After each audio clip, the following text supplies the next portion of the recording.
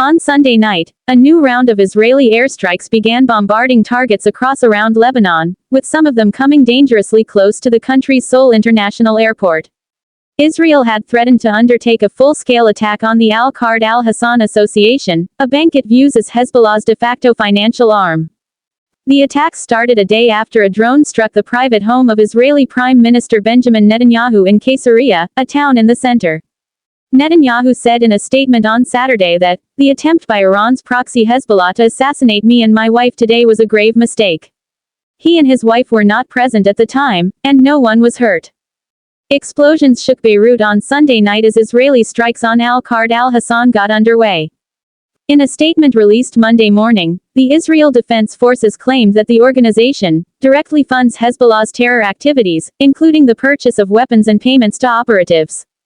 The U.S. and Israeli designated terrorist organization, which is sponsored by Iran, has billions of dollars in its branches throughout Lebanon, according to the IDF, including money that was directly held under the name of the terrorist organization. The IDF said their strikes struck Al-Qard al-Hassan locations in southern Lebanon, the capital Beirut, and deep within Lebanese territory, in addition to continuing operations in the south that they said had struck 15 Hezbollah missile launchers aiming at the communities of northern Israel.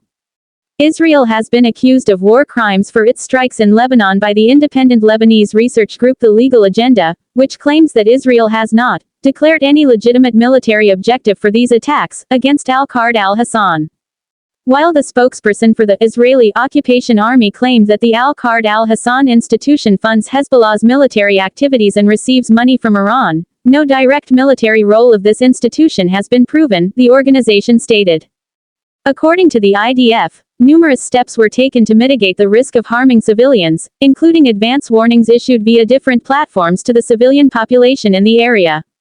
However, every new strike puts further strain on already overburdened hospitals and forces more people to leave their homes. According to Lebanese officials, the conflict that started a month ago with the start of the fierce Israeli airstrikes has caused 1.2 million people to be displaced nationwide. Lebanese citizens are filled with anger and worry for the future. Lebanese residents who have been displaced have erected temporary shelters wherever they can find an area they think will be secure. Outside the tent he had set up along the well-known beachfront in Beirut, Hussein Hamia was seen by CBS News cradling his little boy, who was just over a month old. He left his house in the southern suburbs of Beirut, which has been under constant attack since mid-September and has long been seen as a Hezbollah stronghold. The continuous blows have simply made him more irate and determined. "I had to flee because we are dealing with a merciless enemy," Hamia stated. "They fire rockets at us. I was forced to leave my home.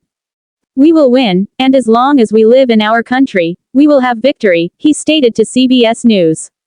"We will endure famine, rain, the sea or snow, and we can live under the trees, but we won't leave our land." Artist Mona Habor, who lives in Beirut, expressed concern about the long-term harm that this conflict will cause to the entire nation, particularly the younger generation. She remarked, "People are going through hell, everything is falling apart beneath our feet. The fact that young people are being taught about violence and war is just terrible, and it will only fuel more hatred and conflict. These kinds of wars, in 2024, should not even be allowed," she stated to CBS News. "These wars are expensive, and the money spent on weapons could be used much more sensibly and constructively to build homes, educate people, improve third world countries, and increase safety. Instead, they are bombing each other. People ought to realize the harm being done, in my opinion." When Netanyahu's government began attacking Hezbollah in September, it declared that it would not stop until the organization could no longer launch drones and missiles into Israeli communities over Lebanon's southern border. In support of Hamas, its Iranian-backed affiliate in the war-torn Gaza Strip, Hezbollah has fired well over 10,000 guns at Israel in the past year. The United States attempts to dial down the tensions by sending Israel a missile defense system. Israel's missile defense systems shoot down the majority of those Hezbollah rockets and drones, while Iran has fired 2 ballistic missile salvos at Israel in the past year in retaliation for the killings of its top leaders and supporters. Since Netanyahu promised to hold Iran accountable for the most recent missile strike on October 1 that left no one dead, the region has been on edge. The United States has supplied Israel a new missile defense system in preparation for Israel's impending retaliation and any possible Iranian counter-reaction.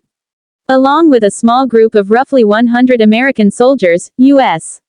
Secretary of Defense Lloyd Austin announced Monday that the Terminal High Altitude Area Defense (THAAD) system has reached Israel. Austin stated, "We have the ability to put it into operation very quickly," while visiting the capital of Ukraine.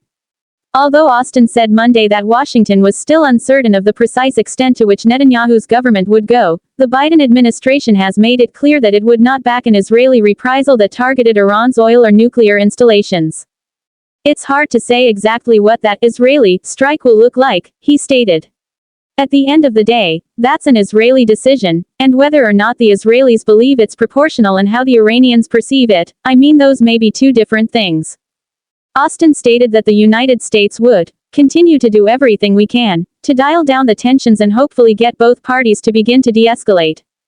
Senior White House envoy Amos Hochstein was in Beirut Monday to meet with the Speaker of the country's parliament and the caretaker Prime Minister of Lebanon, a lawmaker who has negotiated on behalf of Hezbollah, as part of those continued efforts to stop the growing tit-for-tat between Israel and Iran's proxy groups in Gaza and Lebanon.